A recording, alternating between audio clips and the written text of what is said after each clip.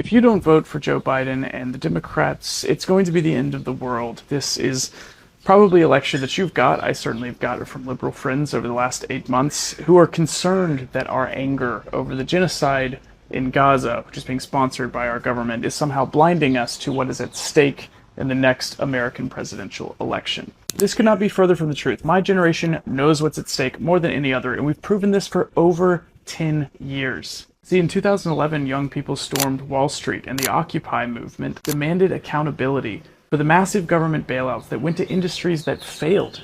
Bailouts that enriched CEOs and shareholders and left workers out to dry. The Democrats' response was to do absolutely nothing.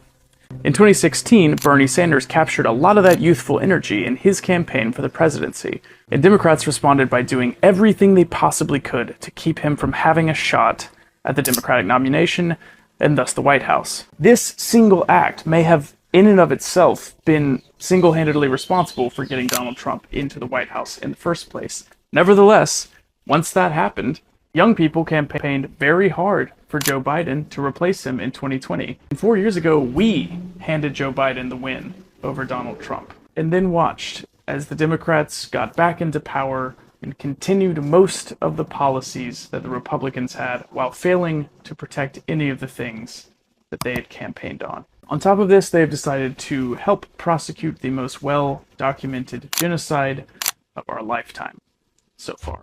So no, my generation didn't just wake up and decide that we hate Joe Biden and the Democrats. We are very aware of the stakes of this election.